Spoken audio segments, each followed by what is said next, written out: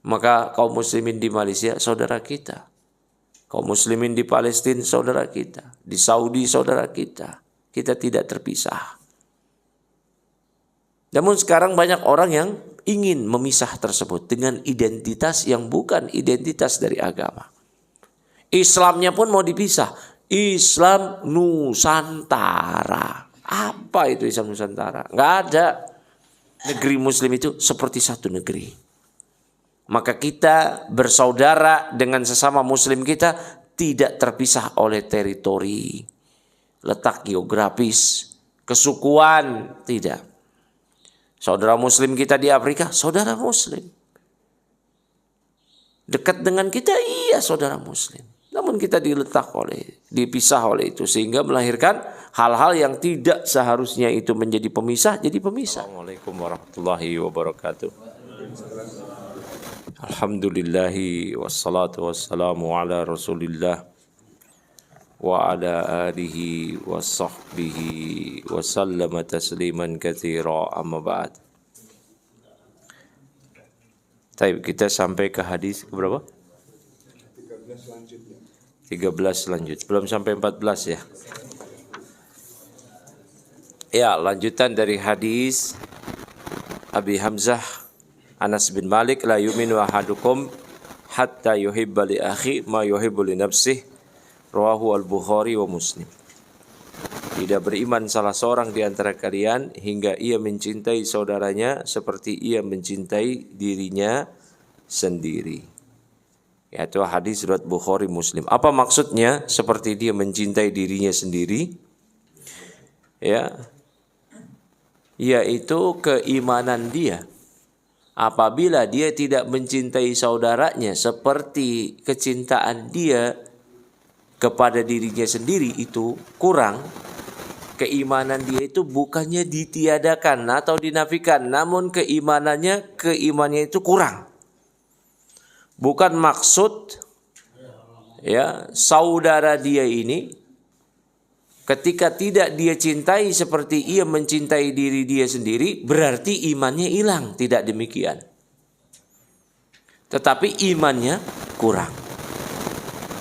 Semisal kita mungkin bukan saudara senasab. Maka kita tidak kenal. Tapi kita saling mengenal dengan identitas keimanan. Bahwa kita sama-sama mukmin, sama-sama beriman kepada Allah. Ya, beriman kepada Rasulullah, beriman kepada Quran, kepada hadis. Ya, kita jadikan Quran hadis pedoman. Kita sama-sama tahu itu identitas kita. Maka kita wajib mencintai satu sama lain. Ternyata kecintaan kita satu sama lain tidak sebanding dengan kecintaan kita kepada diri kita sendiri. Maka disinilah dinafikan kesempurnaan keimanan pada diri kita. La yu'minu ahadukum. Tidak beriman, artinya kurang keimanan kalian. Bukan maksudnya sama sekali tidak beriman. Hatta ma yuhibbu li nafsi, hatta yuhibba li akhi ma yuhibbu li nafsi. Hingga dia mencintai saudaranya saudara semuslim, bukan saudara senasab. Karena Allah Ta'ala berfirman, innamal mu'minuna ikhwah. Sesungguhnya kaum mukminin bersaudara. Maka wajib ia mencintai saudaranya muslimnya, mencintai kebaikan seperti ia mencintai kebaikan ada pada diri dia sendiri. Sebaliknya ketika diri dia tidak suka tertimpa kesusahan, ya, dia nggak suka kesusahan menimpa diri dia, itu juga yang dia tidak sukai kesusahan menimpa kaum muslimin. Maka jangan sampai kita senang kalau ada kaum muslimin terjerumus ke dalam ya, musibah, terjerumus ke dalam bala. Tidak. Kaum muslimin terjerumus ke dalam musibah, kita mesti tanamkan kesedihan. Seperti musibah itu menimpa diri kita sendiri. Ya. Karena kaum muslimin seperti jiwa yang satu. Kalbunyan yasuddu ba'duhum ba'dan, kata Nabi dalam hadis yang lain. Seperti satu bangunan menguatkan satu sama lain. Ya. Maka kalau sudah seperti ini, maka persatuan akan semakin kuat. Namun apalah daya kita saat ini dipisahkan oleh perbedaan-perbedaan yang membuat kita fanatik terhadap perbedaan tersebut, sehingga melahirkan sikap fanatisme, ta'assub, hizbiyah yang terlarang. Perbedaan ya memang terjadi. Kita berbeda bangsa, berbeda negara. Namun akhirnya kita membenci seseorang karena perbedaan-perbedaan yang bukan perbedaan keimanan.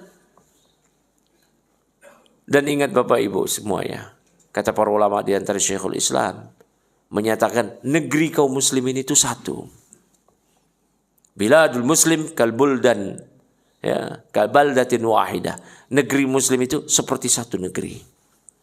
Maka kita bersaudara dengan sesama muslim kita tidak terpisah oleh teritori, letak geografis, kesukuan, tidak. Saudara muslim kita di Afrika, saudara muslim. Dekat dengan kita, iya saudara muslim.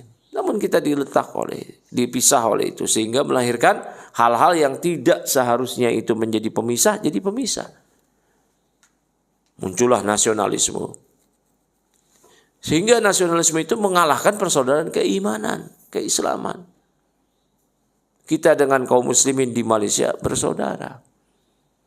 Dahulu mencoba untuk direkat, dihancurkan persaudaraan itu oleh Bung Karno dengan peperangan terhadap Malaysia. Muncullah Ganyang Malaysia. Ya. Mau ngapain Ganyang Malaysia? Ganyang Malaysia kaum muslimin. Apa yang mau diganyang? Kenapa dia kafir? Enggak. Murtad? Tidak. Kenapa? Karena benderanya beda, letak teritorinya beda, negaranya beda. La haula wala quwata illa billah. Itu perusak persatuan kaum muslimin. Ya, perusak persatuan kaum muslimin. Tidak boleh. Maka kaum muslimin di Malaysia saudara kita. Kaum muslimin di Palestina saudara kita. Di Saudi saudara kita. Kita tidak terpisah. Namun sekarang banyak orang yang ingin memisah tersebut dengan identitas yang bukan identitas dari agama. Islamnya pun mau dipisah. Islam Nusantara. Apa itu Islam Nusantara? Nggak ada. Nggak ada. Islam di Arab sama Islam di sini. Oh itu di Arab. Enggak, syariat Allah itu di Al-Quran untuk seluruh umat manusia. Karena Nabi diutus bukan untuk orang Arab, seluruh manusia. Allah Ta'ala firmankan, Qul ya ayyuhar rasul, Qul ya ayyuhan nas, inni rasulullahi ilaikum jami'a. Katakanlah wahai Rasul kepada manusia, katakanlah wahai manusia, aku adalah Rasul Allah untuk kalian semua.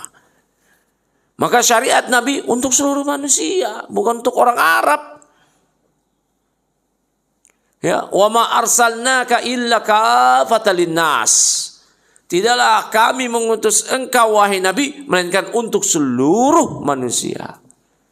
Maka syariat Al-Quran, hadis, sunnah itu cocok untuk orang Arab, untuk orang kutub utara, kutub selatan, orang barat, orang timur, orang di mana aja itu cocok. Jilbab, cadar, budaya Arab. Apa yang budaya Arab? Kita ini kayak ngerti aja budaya Arab. Kita ini nggak paham budaya Arab. Saya pernah lihat pameran budaya Arab beberapa tahun lalu. Ditampilkanlah dengan pemeran anak-anak kecil yang belum balik. Anak laki, anak perempuan. Pakaian adat Arab. Pakaian adat Hijaz, orang-orang Mekah. Pakaian adat Najd. Pakaian adat-adat orang-orang yang perbatasan Yaman. Itu satu pun pakaian wanitanya yang diperagakan oleh anak-anak kecil perempuan. Tidak satu pun yang berhijab. Yang berjilbab. Apalagi yang bercadar. Hampir keseluruhan pusarnya kelihatan. Apa yang dibilang budaya? Itu budaya Arab asli itu kayak gitu. Jahiliyah. Itu budaya Arab asli. turun syariat. Makanya ketika turun ayat hijab, ayat jilbab di Madinah Pak. Berarti 13 tahun di Mekah dan beberapa tahun di Madinah sebelum turun ayat jilbab. Para sahabiyat, istri-istri Rasul, istri-istri sahabat itu tidak berjilbab. Turun ayat. Ya. Ya ayuhan nabi, qul li azwajika wa banatika wa nisa'il mu'minin yudnina 'alaina min jalabibihin. Wahai Nabi, katakanlah kepada istri-istrimu, putri-putrimu, dan semua kaum wanita yang beriman agar mereka menjulurkan jilbab-jilbab mereka ke dada mereka. Turun ayat jilbab tersebut sehingga para sahabiat langsung darurat memotong gordeng-gordeng rumah mereka untuk menutupi tubuh kepala mereka hingga dada mereka. Sebelum turun ayat tersebut, pakai pakaian adat biasa. Karena Islam hadir bukan untuk adat Arab. Islam hadir untuk kemaslahatan jin dan manusia. Jin juga. Jangankan manusia kutub utara, kutub selatan, timur, barat. Satu jin aja mau keluar dari syariat Nabi, maka dia kafir. Walaupun dia ngaku-ngaku saya berislam. Maka jin tersebut kafir, tidak diterima. Kalau dia mengklaim, oh saya nggak ikut syariat Nabi Muhammad, nggak bisa, nggak bisa. Sama seperti kafirnya, murtadnya orang-orang yang mengklaim saat ini, saya ikut syariat sendiri, karena saya sudah hakikat, karena saya sudah makrifat. Anda sholat subuh tadi barusan itu syariat orang awam. Saya keluar dari syariat Nabi seperti Nabi Khidir keluar dari syariat Musa. Ini orang yang berkeyakinan gini, ijma, kesepakatan ulama mazhab, dia murtad kafir keluar dari Islam walaupun mengaku-ngaku Islam. Ya, na'udzubillah. Ya. Nabi SAW mengatakan, "Kana nabiyyu yub'atsu ila qaumihi khassatan wa inna ma bu'istu ila nasi ammatan." Nabi terdahulu diutus untuk kaumnya saja, sedangkan aku diutus untuk seluruh manusia. Wajib bersyariat dengan syariat Nabi. Gak bisa ngaku-ngaku, oh dia wali, dia makrifat, hakikat, bukan syariat. Dia keluar dari syariat Nabi. Seperti Khidir keluar dari syariat Nabi Musa. Lah, Nabi Musa diutus oleh Allah untuk Bani Israel. Untuk Bani Israel saja. Makanya ketika berjumpa di sebuah pulau, ketika Musa diantar oleh muridnya, Yusha bin Nun, kemudian berjumpa dengan Khidir. Khidir tanya, kamu Musa Bani Israel? Iya. Oh.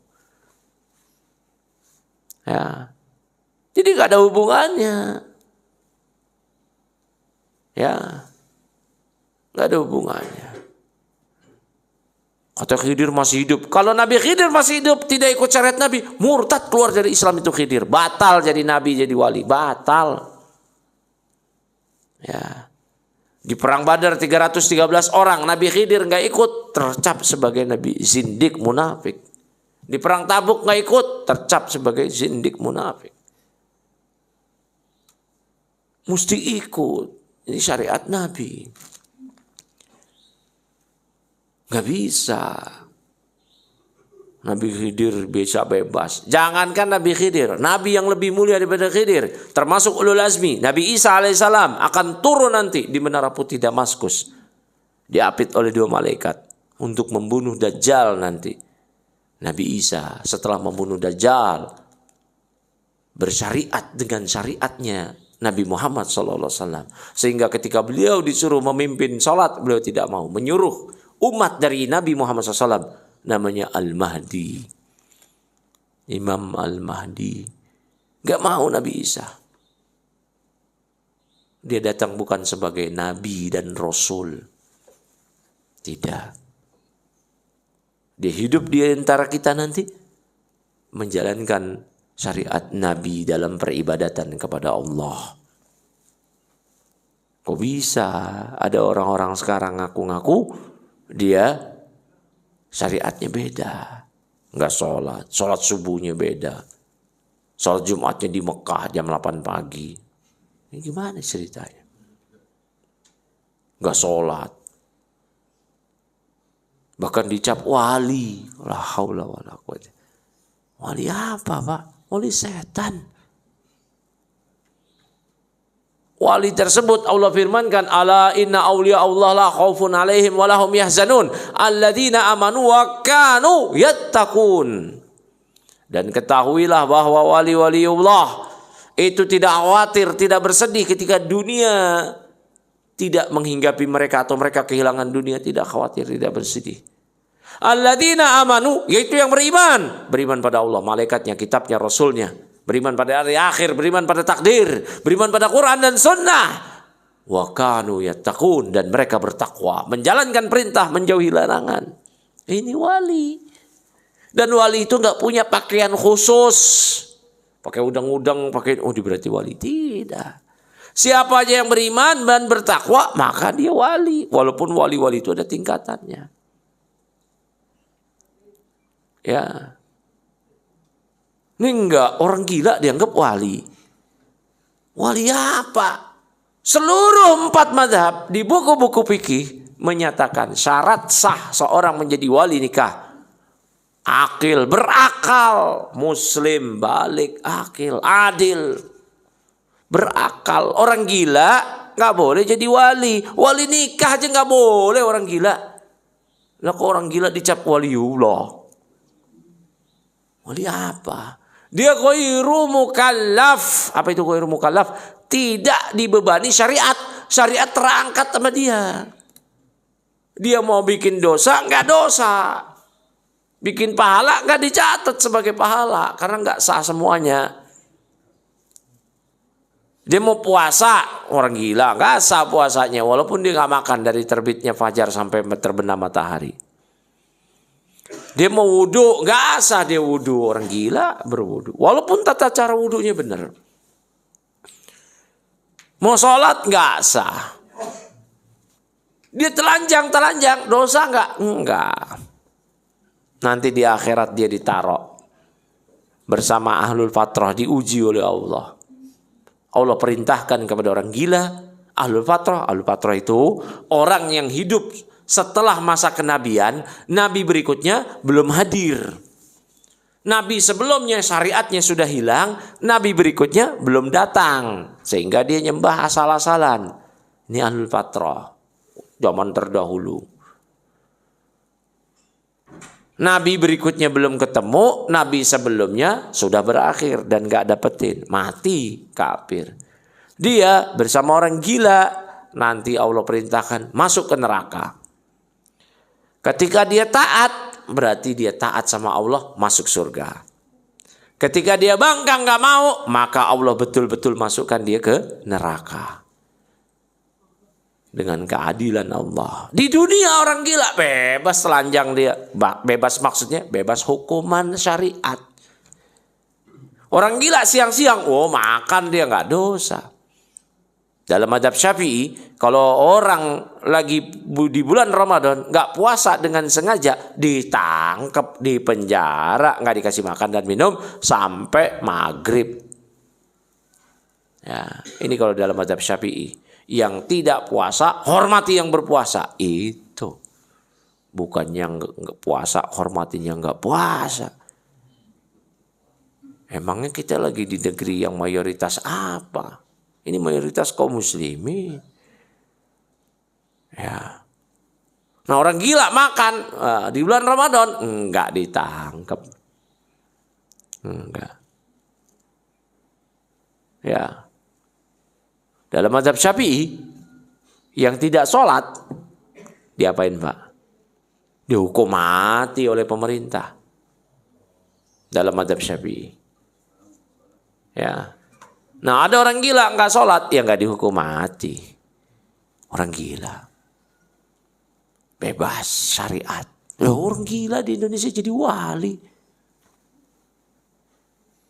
Oh ini dia karena ikhlas. Tidak menampakkan kesolehan. Jadi dia pura-pura gila padahal hatinya berzikir. La haula wala quwwata illa billah. Nah, terus tinggal sholat emangnya cukup zikir? Ini lagi iqamah tadi subuh. Anda di luar sana zikirnya subhanallah, subhanallah, subhanallah. Hah? Kayak begitu? Gimana? Enggak bisa. Kalau ada dalam syariat Islam mazhab Syafi'i, dihukum mati dia. Mau zikir kayak orang udah sholat dia malah zikir, tilawah Quran, sedekah, nggak boleh, mesti sholat. Ya, tapi barakallahu fikum. Nah, begitu kurang lebih bapak-bapak. Ya, kembali ke masalah Islam Nusantara. Nggak ada itu Islam Nusantara. Jangan mau disekat-sekat. Disekat-sekat oleh pemisah-pemisah yang itu merupakan dinding-dinding kotor dari pemisah. Dinding-dinding najis. Dipisah oleh teritori. Apa itu? Nggak ada. Kita nggak dipisah oleh teritori-teritori kayak gituan. Ya. Tidak. Kita tidak mencela kaum muslimin karena negara dia. Enggak. Berbeda negara. Kaum muslimin saudara kita.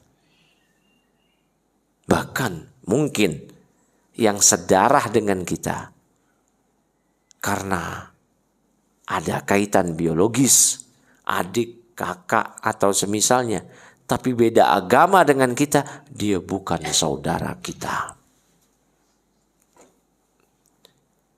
Yang saudara kita itu kaum muslimin. Innamal mu'minuna ikhwah. Sesungguhnya kaum muslimin bersaudara. Maka jangan mau diprovokasi, dibodoh-bodohi oleh para provokator yang hendak memisahkan kecintaan kaum mukminin satu sama lain hanya karena perbedaan negara. Dilahirkan nasionalisme. Nasionalisme nggak bisa mengalahkan keimanan, nggak bisa, nggak boleh. Ya. Andai pemimpin canangkan perang terhadap Malaysia kaum muslimin, enggak boleh, haram ikut perang, enggak boleh, haram ikut perang. Apa yang mau diserang Malaysia? Kaum muslimin. Malaysia kaum muslimin, Pak. Orang Melayu mereka. Apa yang mau diserang? Mau bunuh muslim sendiri? Hah? Kaum muslimin mau dibunuh, Pak. La haula wala quwata. Gimana itu ceritanya? Karena apa dia dibunuh? Hah? Nanti kita masuk ke hadis berikutnya itu. Hadis 14. Haram darah seorang muslim ditumpahkan tuh. Kecuali karena 3 hal itu. Lihat nanti di hadis 14. Ya. Karena apa kaum muslimin mau ditumpahkan darahnya? Gak boleh. Nabi SAW sabdakan, inna dima'akum, sesungguhnya darah-darah kalian, ya, wa amwalakum, harta-harta kalian, wa a'radakum, kehormatan kalian, haramun, itu suci, seperti sucinya bulan suci, bulan Dzulhijjah ketika Nabi sabdakan demikian. Seperti sucinya hari ini, hari Arafah. Seperti sucinya negeri ini, negeri Mekah. Suci darah kaum muslimin. Ketika dia sudah bersyahadat, sudah sholat, sudah zakat, haram ditumpahkan darahnya. Nabi SAW sabdakan, umirtu an nuqatilan nas hatta yaqulu la ilaha illallah wa anna muhammadar rasulullah wa yuqimus shalah wa yu'tuz zakah. Ya. Fa idza fa'alu dzalik asamu minni dimahum wa amwalahum illa bihaqqil Islam wa hisabuhum 'ala Allah. Kata Nabi Muhammad SAW dalam hadis yang sahih yang diriwayatkan oleh Imam Bukhari, Imam Muslim, dari hadis Abu Hurairah. Aku diperintahkan oleh Allah untuk memerangi manusia, kata Nabi, hingga mereka bersyahadat 2 kalimat syahadat, hingga mereka sholat, hingga mereka zakat. Kalau mereka sudah melakukan hal tersebut, terjaga dari diriku darah dan harta mereka. Siapa yang jaga? Nabi. Darah dan harta kita itu terjaga, gak boleh ditumpahkan, gak boleh diambil paksa. Karena kita sudah bersaudara, berislam, gak boleh. Persaudaraan Islam itu cukup dengan keimanan. Dia sholat, dia syahadat, beriman, dia sholat, dia zakat, udah bersaudara. Bahkan dulunya musyrik, memusuhi Islam sekalipun, ketika dia taubat, sholat, zakat, saudara. Kalau memang dia wajib zakat ya, punya harta. Fa in tabu wa aqamu sholata wa atu zakata fa ikhwanukum fid din, kata Allah di Al-Qur'an. Jika mereka taubat dari kesyirikan, masuk Islam, mereka sholat, menunaikan zakat, maka mereka saudara kalian seagama. Simpel persaudaraan itu. Dia syahadat, sholat. Kalau dia punya harta, dia wajib zakat, zakat. Dia jadi saudara. Ya. Jadi saudara. Dahulu banyak sahabat yang memerangi kaum muslimin. Namun ketika mereka berislam, nggak ada keberatan bagi Rasulullah SAW, nggak ada dendam, nggak ada ini dan itu untuk menerima mereka. Padahal dahulu dia dikenal memusuhi Islam, bahkan tangannya berlepotan dengan darah-darah kaum muslimin. Ya, sahabat yang mulia, Saifun min Suyufillah, Al-Khalid ibn al-Walid, jenderal besar kaum muslimin. Dialah aktor kekalahan kaum muslimin di perang Badar. Dengan strategi tangguhnya yang luar biasa, memutar pasukan. Memanfaatkan teledornya, khilafnya, kesalahannya beberapa orang sahabat. Yang turun sebelum Nabi perintahkan turun dari Bukit Rumah. Akhirnya dia memutar pasukannya ke belakang Bukit Rumah. Sehingga 10 pemanah gak cukup menahan serangan, counter attack Khalid bin Walid dan pasukannya dari belakang, Ikrimah dari kiri. Kaum muslimin fokus di tengah mengejar-ngejar musyrikin Arab yang sudah lari di Uhud. Ada 50 pasukan pemanah di atas Bukit Rumah yang Nabi perintahkan jangan turun sebelum dapat instruksi turun. Namun karena yang di bawah sudah ngambil ghanimah, harta rampasan perang, sudah menang, mereka berteriak satu sama lain. Al-ghanimah, ghanimah, dhahara ashabukum fama tantadirun. Itu harta rampasan perang. Udah, ayo kita turun. Apalagi yang kalian tunggu? Teman-teman kita udah menang. 10 orang yang tetap taat mengatakan, Nabi perintahkan tadi jangan turun sebelum dapat instruksi turun. Turun juga 40 orang. Al-Khalid bin Walid memanfaatkan ini, memutar pasukannya ke belakang sehingga memukul kaum muslimin dari belakang dengan pasukan berkudanya. Strategi yang luar biasa. Masuk Islam, diterima sama Nabi. Dulu Hamzah, pamannya Nabi yang Nabi cintai, pembela Islam, pembela Nabi, paman Nabi, Hamzah bin Abdul Muttalib dibunuh oleh Wahsy. Wahsy masuk Islam, diterima sama Nabi. Abdullah bin Abi Umayyah yang memprovokasi Abu Thalib, paman yang dicintai Nabi, supaya jangan mau masuk Islam. Bahkan ketika lagi sakit di sakaratul mautnya, Abu Thalib ditalkin la ilaha illallah oleh Nabi, tapi Abdullah bin Abi Umayyah berserta Abu Jahal ikut memprovokasi Abu Thalib supaya jangan mau mengucap itu. Abu Thalib akhirnya mati dalam keadaan kafir. Abdullah bin Abi Umayyah di kemudian hari masuk Islam. Masuk Islam. Diterima oleh Nabi. Nabi dulu pernah doa kunut melaknat 3 orang sahabat, 3 orang musyrikin Arab. Ternyata 3 orang tersebut masuk Islam.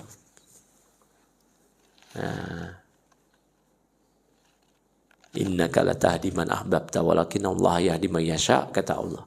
Engkau wahai Nabi enggak bisa beri hidayah pada orang yang engkau cintai sekalipun, namun Allah memberi hidayah kepada siapa saja yang Allah kehendaki. Hidayah di tangan Allah. Abu Sufyan bin Harb beserta istrinya Hindun, ayah dari Muawiyah radhiyallahu ta'ala anhu, dahulu bagaimana dia memusuhi Islam. Apalagi istrinya Hindun yang diliputi rasa dendam kesumat yang luar biasa kepada Islam. Karena Hindun kehilangan bapaknya Utbah bin Rabi'ah, abangnya Al-Walid bin Rabi'ah, pamannya abangnya Al-Walid bin Utbah, pamannya Syaibah bin Rabi'ah, pamannya, bapaknya, abangnya mati di perang Badar. Hindun dan kesumat. beserta suaminya Abu Sufyan bin Harb yang menjadi panglima kaum muslimin di perang Uhud, di perang Ahzab, atau yang dikenal dengan perang Khandaq. Namun Fathul Mekah mereka berdua masuk Islam, diterima keislamannya. Gak ada yang berat.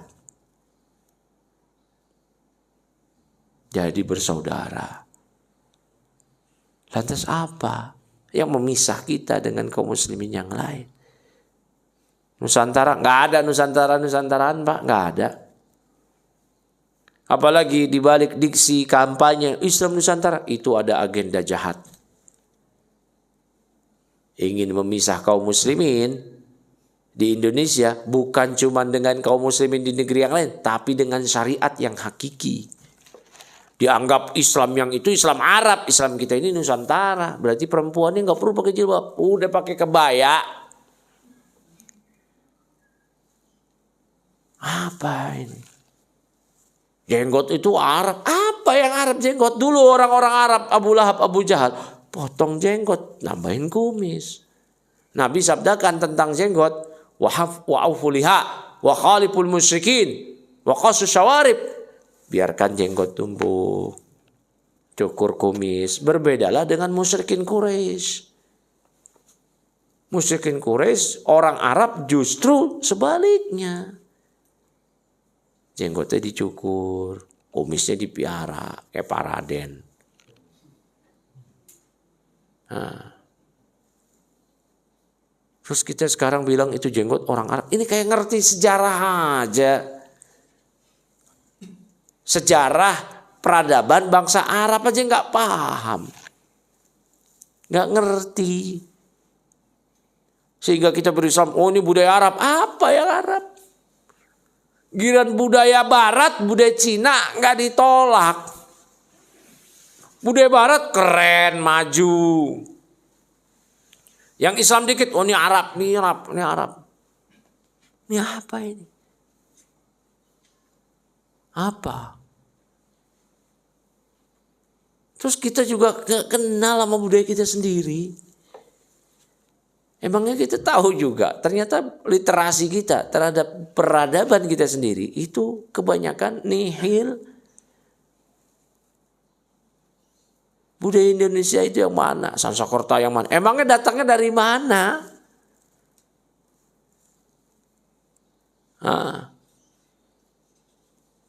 Murni dari sini, apa dibawa juga dari luar? Itu perhatikan. Ya. Sudahlah Pak, hindari itu sekat-sekat kayak gitu. Kita berislam dengan Islam yang hakiki, syariat. Yang Allah turunkan untuk orang Arab, untuk orang Indonesia, orang Jepang, orang Timur, orang Barat, kutub utara, kutub selatan, seluruh dunia. Jin dan manusia. Saya tadi katakan gak cukup manusianya aja, jin juga. Jin mau di Arab, jin mau di Indonesia, mau di dasar laut, mau Nyi Roro Kidul, mau siapa dia, mau di gunung itu, wajib dia berislam. Perempuannya wajib syariat Nabi Muhammad SAW, pakai hijab. Wajib dia berislam. Sholat wajib jin sholat, nggak sholat kafir dia, nggak mau sholat. Kafir dia, jadi bakar dia nanti. Ya, di akhirat. Jadi jangankan Islam yang universal menyeluruh ke sendi seluruh kehidupan kita di dunia ini. Bukan cuma meliputi manusia, bahkan jin.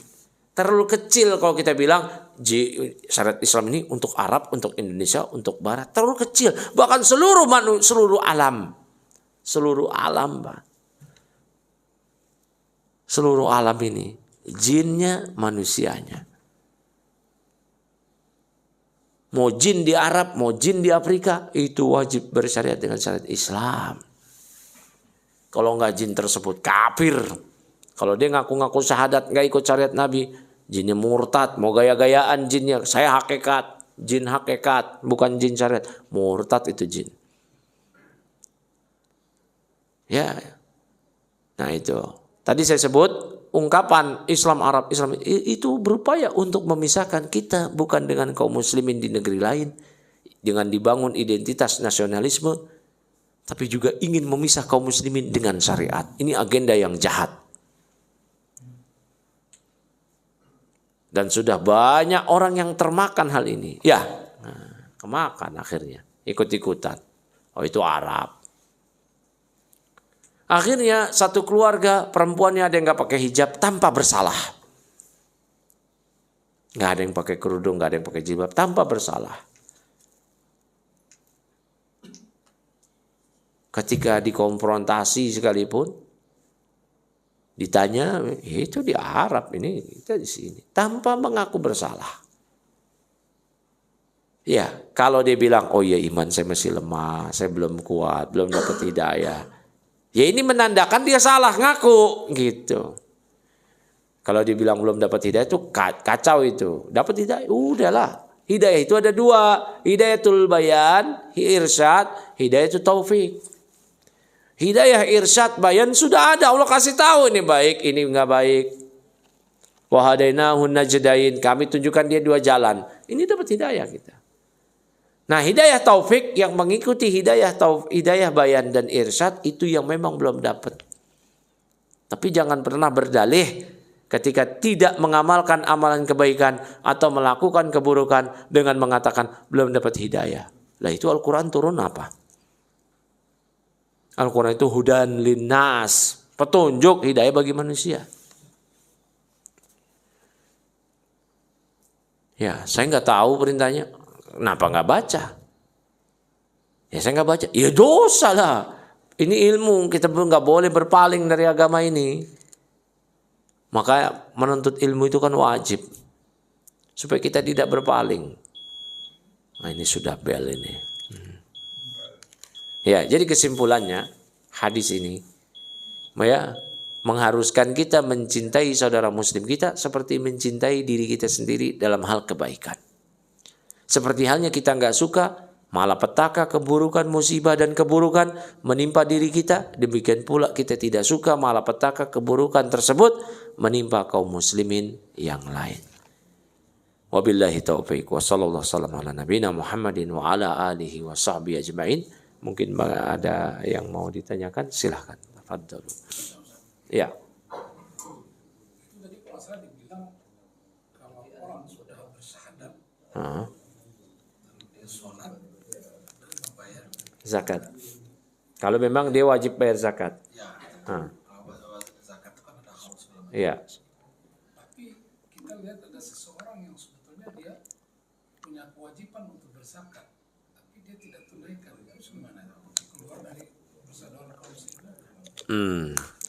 Ada orang yang sudah wajib zakat, misal zakat mal ya, dengan dua ketentuan. Ketentuan pertama mencapai nisab, hartanya dalam bentuk uang yang bisa dikonversikan dalam emas, hartanya telah mencapai minimal 85 gram emas. Dan ketentuan kedua telah mencapai 1 haul, yaitu 1 tahun. Artinya kalau dapat duit sekarang nih 300 juta langsung wajib zakat? Belum, karena baru memenuhi ketentuan pertama, nisab. Ketentuan keduanya mesti 1 haul. Sampai tahun depan di bulan Hijriah, hartanya minimal masih tetap berada di nominal 85 gram emas, dia wajib zakat 2,5%. Kalau di negeri-negeri Islam ada namanya amil zakah. Amil zakat. Amil zakat ini itu pekerja negara, bukan DKM masjid. Tugasnya apa? Memantau harta kaum muslimin. Dipantau perkembangannya, harta kamu total udah berapa? Dicatat. Dia datang terus. Kamu kapan mulai dapat uangnya, dapat hartanya, dapat emasnya? Tanggal sekian, bulan sekian. Dicatat. Berarti udah ada target. Tahun depan nanti dicek. Datang lagi dia. Harta kamu minimal sekarang berapa? Udah turun, berarti dicoret. Datang lagi, data lagi. Harta kamu sekarang berapa? Sekian. Tahun depan datang lagi, mencapai nisab. mau masih nisab, maka diambil. Ya, perintah zakat itu diambil oleh pemungut zakat. Makanya Allah berfirman, khud min amwalihim shadaqatan. Ambillah dari harta mereka. Suruh diambil oleh amilu zakat, bekerja dari pemerintah kaum muslimin. Dia digaji, bahkan dia boleh dapat zakat bagian. Amilu zakat. Bukan dari DKM. Maka ambil zakat dari DKM yang bagiin khusus zakat fitri aja, itu nggak dapat. Nggak ada tuh ambil zakat kayak begitu. Ya. Nah, kemudian si amil zakat mengambil.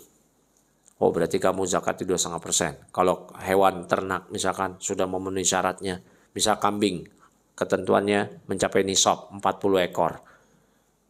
Yang kedua, haul 1 tahun. Yang berikutnya saum, digembalakan, bukan ngarit. Kalau ngarit nyari makan sendiri, nggak ada zakat, walaupun kambingnya 1000 ekor. Ini kambingnya digembalakan di tanah yang mubah untuk dimakan rumputnya. Maka tahun depan diambil sama dia. Diambil. Nah ternyata ada orang yang nggak mau. Oh jangan, nggak mau. Maka dia ngadu kepada pemerintah. Pemerintah ngerahkan pasukan, ambil paksa. Enggak mau juga, diperangi. Ketika Abu Bakar menggantikan Rasulullah SAW, tugas Abu Bakar itu cuma perang. Tugas perdana. Ketika Rasulullah SAW wafat, diangkat Abu Bakar, dibaiat oleh seluruh sahabat, maka tugas Abu Bakar perang. Turunin. Jadi kuntet langsung.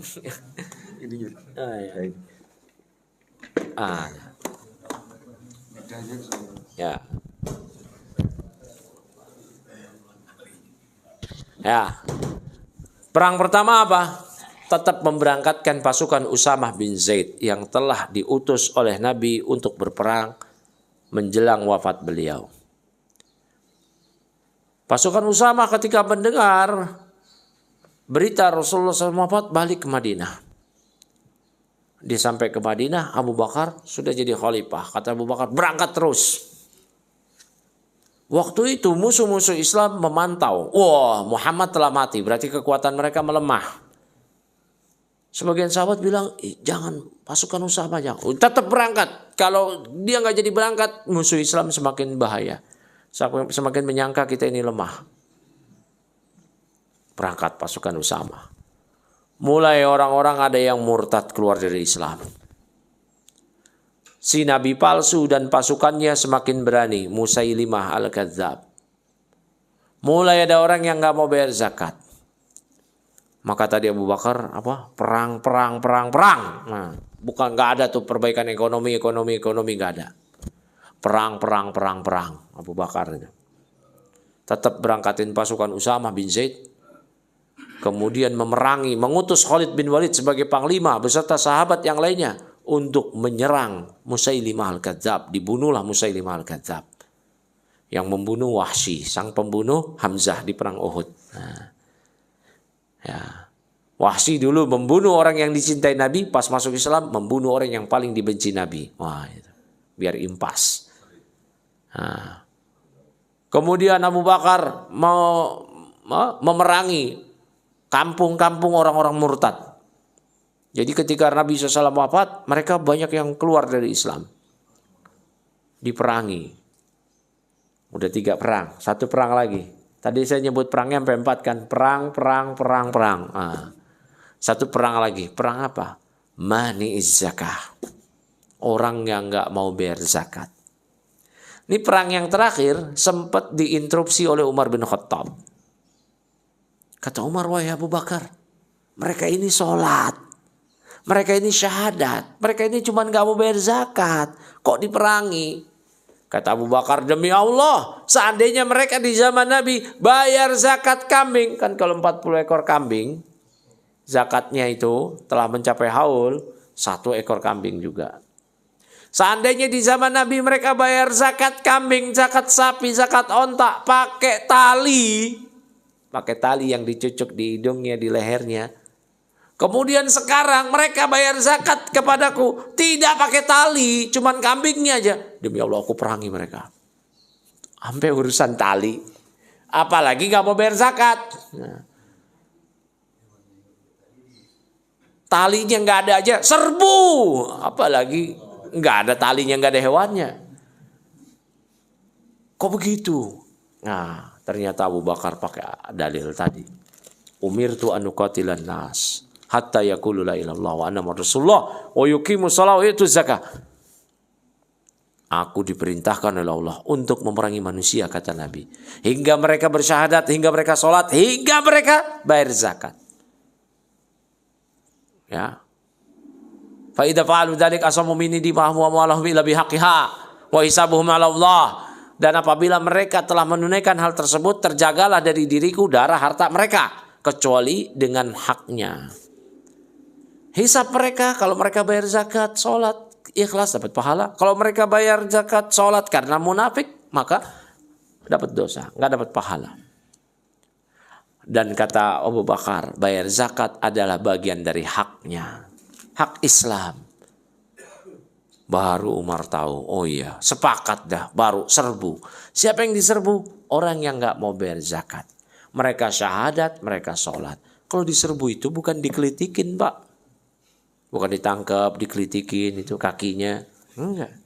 Diapain, Pak? Dibunuh.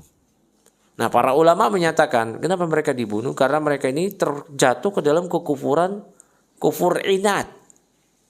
Memang para ulama ini nanti berselisih. Ini mereka dibunuhnya ini karena murtad atau karena nggak mau bayar zakat, bandel aja. Banyak ulama Syafi'i mengatakan mereka karena murtad, inat, menentang. Menentang. Tadi saya sebut dalam mazhab Syafi'i beda sama mazhab Hanbali. Kalau mazhab Hanbali, orang nggak mau sholat aja, maka dia kafir, murtad, keluar dari Islam. Dalam mazhab Syafi'i, orang yang nggak sholat tidak kafir, murtad, keluar dari Islam, tapi tadi apa? Dihukum mati oleh pemimpin. Kapan dihukum matinya? Dia nggak sholat di dua sholat di satu waktu yang nggak mungkin dia dua kali sholat, sholat adaan dan qodoan. Pertama dia nggak sholat zuhur. Habis waktu zuhur, masuk waktu asar. Diminta dia sholat. Nggak mau sholat juga sampai, dan dia nggak mau juga sholat asar sampai menjelang terbenamnya matahari, menjelang maghrib, yang tidak mungkin dia sholat dua kali sholat zuhur asar, zuhur qodoan, asar adaan, nggak mungkin karena bentar lagi, maka disitulah dia ditangkap dan dieksekusi. Dalam mazhab Syafi'i nggak perlu nunggu 3 hari. Yang mu'tamad dalam mazhab Syafi'i langsung dieksekusi. Sama ketika orang murtad. Ada orang murtad nih. Ya enggak? Orang murtad kemudian dia ditangkap, diminta tobat 3 hari. Itu mazhab yang lain, Pak. Pakai hadis Umar bin Khattab. Kalau mazhab Syafi'i, mazhabnya sendiri. Mazhabnya sendiri, orang murtad dibunuh itu juga. Kata Nabi SAW, man baddala dinah faqtuluh. Siapa yang merubah agamanya, murtad, maka bunuhlah dia. Ya. Nah, tadi kembali ke masalah sholat. Dalam mazhab Syafi'i, orang yang nggak sholat dibunuh. Tapi orang yang sholat tapi menyatakan, menurut saya sholat tidak wajib, ini ijma ulama, dia murtad. Karena meyakini yang wajib sebagai tidak wajib. Dia sholat tapi dia bilang, saya yakini sholat ini nggak wajib dengan gerakan. Walaupun dia sholat, maka dia murtad. Ada orang berkeyakinan zakat nggak wajib, walau dia bayar zakat, dia dihukumi kufur. Puasa Ramadan nggak wajib, dia puasa, tapi dia dihukumi kufur. Itu yang namanya ma'lum minad din bidururah. Pengetahuan yang mesti diketahui oleh seorang muslim secara pasti, nggak boleh nggak tahu wajibnya sholat, wajibnya zakat, wajibnya puasa Ramadan, wajibnya haji bagi yang mampu. Haramnya zina, haramnya khamar, haramnya judi. Ini kewajiban yang wajib diketahui seorang muslim yang dia nggak boleh nggak tahu di situ. Ada orang baru masuk Islam kemudian berzina, rajam. Ya, dirajam. Loh, saya nggak tahu zina itu haram. Ya, kirain boleh. Nah. Haram zina, maklum minadin bidarurah. Makanya waktu itu ada orang bikin disertasi zina itu halal selama suka sama suka, dikiaskan dengan ya, masalah milkul yamin. Itu orang murtad. Yang dia disertasi di IAIN. UIN. Nah, Jogja. Ya. Naudzubillah. Jadi yang nggak bayar zakat tadi seperti itu Pak. Taib ya, bisa dipahami. Hati-hati ya. Kalau di Arab oke lah. Di Indonesia ini kan kita kan nggak ada. Ya nggak ada ya udah selesai. Maksud saya ini tindakan itu memang tidak ada. Tapi dalam konteks tadi, apakah dengan begitu dia keluar dari persaudaraan muslim? Karena tadi kan. Ya, begini Pak ya. Masalah penegakan had hukuman itu dikondisikan ada nggak pemerintahan muslim. Kalau nggak ada ya udah kayak sekarang nih. Orang berzina nggak ada yang dirajam kan? Udah beristri malah jajan pelacur. Naudzubillah. Datang ke panti pijat berzina di situ. Datang karaoke sama LC berzina ntar di situ. Dia udah beristri. Kalau dalam syariat ini orang diapain? Dirajam. Ini nanti hadis 14 Pak. Hadis berikutnya. Dirajam. Yaitu dihukum mati. Dihukum matinya khusus bukan ditebas kepalanya. Dikubur sisain kepala. Kemudian dilempar pakai batu. Rame-rame sampai mati.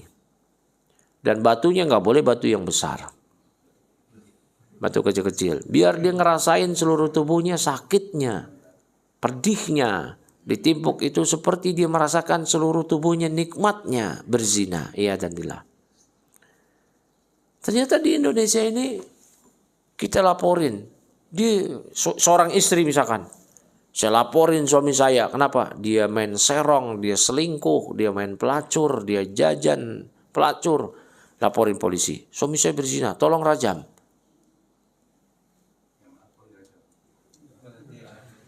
Gimana coba? Nggak ada ya? Nggak ada. Ya udah. Ya pemerintahannya berdosa. Dosa besar. Tidak ditegakkan hukum Allah. Ya udah. Selesai. Had. Ya, jadi harus dibedakan. Ya. Masalah al-asma, vonis dengan ahkam, penerapan hukuman. Kalau al-asma penerapan nama vonis itu bisa. Si fulan berzina, dia zani. Si fulan murtad, dia murtad. Bisa sama siapapun. Ahkam terkait had yaitu nggak bisa kecuali ada pemerintah Islam.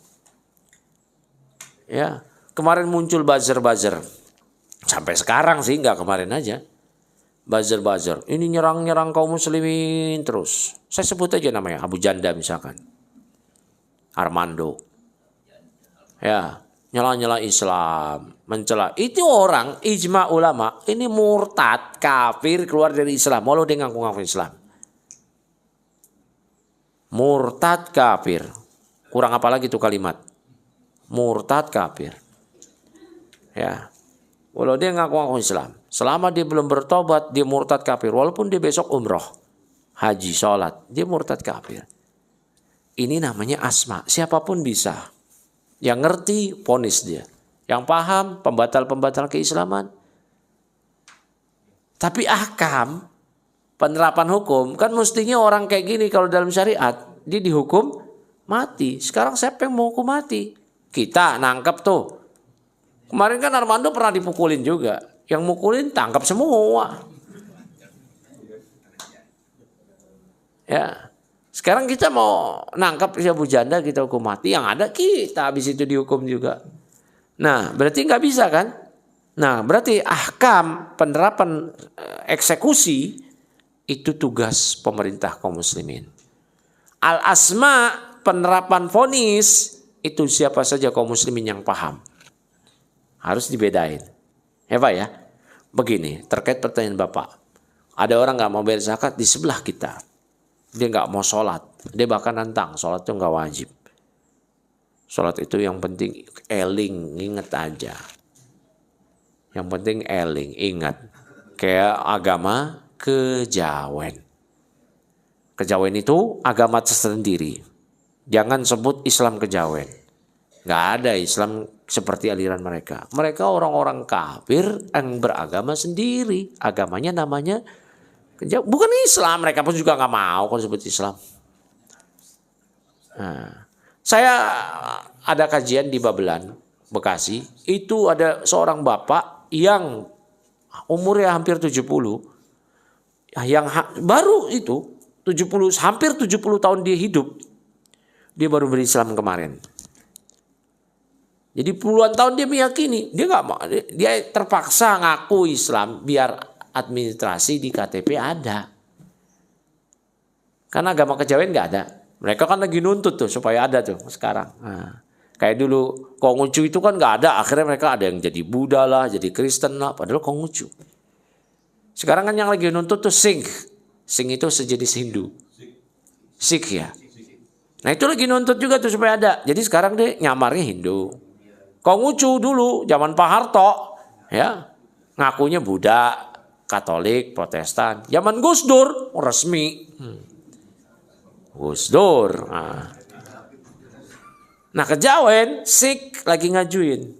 Nah bapak itu cerita ya mau nggak mau ya saya pilih apa ya KTP. Udahlah Islam aja lah. Membenci Islam kejawen itu. Nggak ada kejawen itu yang syahadat, sholat, zakat. Ya, namanya udah bukan kejawen itu. Udah muslim. Ya. Tayyib barakallahu fikum. Nah ada kejawen di sekitar kita. Mau di kampung kita kayak di Jawa atau di sekitar kita. Al-asma kita katakan dia muslim. Dia kafir. Ahkam, vonis enggak. Bukan hak kita. Vonis bukan hak kita. Hak waliul amr, pemerintah. Pemerintahnya nggak nerapin. Bodoh amat pemerintahnya. Malah ngebiarin. Malah dipiara. Nah itu berarti dosanya di pemerintah. Kita nggak ditanya oleh Allah tentang pemerintah. Itu kewajiban mereka. Paham sini ya Pak ya? Ya. Nah. Jadi seperti itu. Cukup apa yang mau ditanya lagi? Cukup ya, karena sudah siang tuh makanannya udah siap tuh. Udah siang ya Pak ya. Ya wabillahi taufik. Subhanakallahumma bihamdik asyhadu an la ilaha illa anta astaghfiruka wa atubu ilaik. Assalamualaikum warahmatullahi wabarakatuh.